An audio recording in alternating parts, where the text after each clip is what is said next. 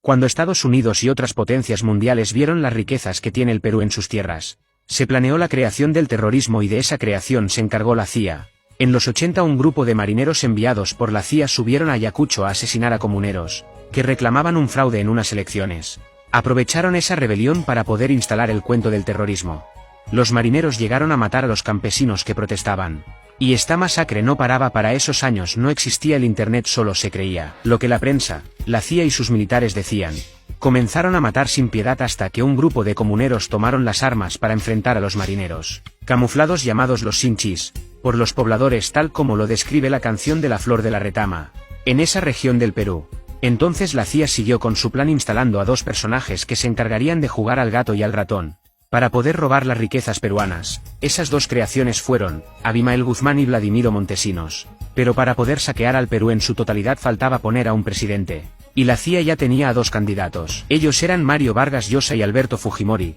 Para los años 80 y 90 se creó el Grupo Colina, integrado por 120 militares de alto rango, para poder dinamitar las torres eléctricas sin comunicar a los pueblos. Todos estos cochebombas eran puestos por estos militares, y la prensa se encargaba de culpar a los campesinos con el nombre de terroristas. El asesino Abimael Guzmán, aprovechándose de toda esta convulsión social, habló con los estudiantes de los Andes para combatir a los marineros y militares que mataban a los pobladores. Los estudiantes y campesinos, no teniendo otra opción, se unieron a su pensamiento maoísta. La CIA había concretado su plan macabro. Puso a Alberto Fujimori como presidente del Perú, y creando la Constitución del 93, donde regalaba las empresas peruanas y las riquezas de sus suelos. Y cada vez para vender empresas peruanas se hablaba del terrorismo, y los militares llamados Grupo Colina pintaban paredes y mataban comuneros para que todo se enfoque en el terrorismo, y nadie se enfoque en la venta de las empresas y riquezas peruanas. Hay que recordar que cuando se ubicó a Abimael Guzmán, los de inteligencia le avisaron a Fujimori y Montesinos que ya habían ubicado Guzmán. Y Montesinos y Fujimori enviaron a poner un papel debajo de la puerta de donde estaba Abimael Guzmán, diciéndole que escape, que ya lo había ubicado los de inteligencia peruanos. CIA ya tenía a sus tres piezas para el saqueo al Perú: Abimael Guzmán, Alberto Fujimori y Vladimiro Montesinos. Y no iba a permitir que inteligencia del Perú detenga a Abimael Guzmán, sino el cuento del terrorismo se les iba a acabar, y así no iban a poder saquear al Perú.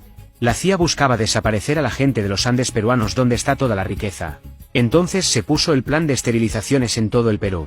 Alejandro Aguinaga se encargó de ese macabro plan, que estaba dirigida a las mujeres de los Andes, para que no tengan más hijos. A ellas estaba dirigida. Hasta se forzaron a más de 300.000 mujeres a esterilizarse. Ese caso fue archivado por la esposa del comandante Colchado, la fiscal Marcelita Gutiérrez. Estos dos personajes, quien tienen como padrino de bodas a César Inostroza, cabecilla de los narcotraficantes llamados Cuellos Blancos.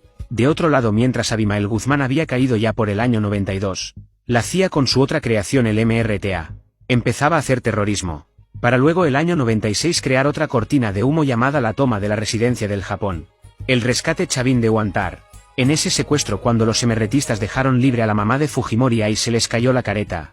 La pregunta: ¿por qué dejaron escapar a la mamá del presidente de ese supuesto secuestro? ¿Por qué, si el objetivo era secuestrar la residencia para negociar la salida de Víctor Polay Campos? Todo fue una cortina de humo, todo estaba negociado. Los emerretistas iban a ser enviados a Cuba, eso fue lo que se les había dicho, que solo hagan la figura del secuestro. Pero a la hora de la toma de la residencia se dio orden de que se mataran a todos los emerretistas para que no hablaran. Pero hubo un coronel que dentro de la residencia se opuso a que mataran a los emerretistas que se habían rendido, y eso le costó la vida a este coronel de nombre Juan Valer Sandoval.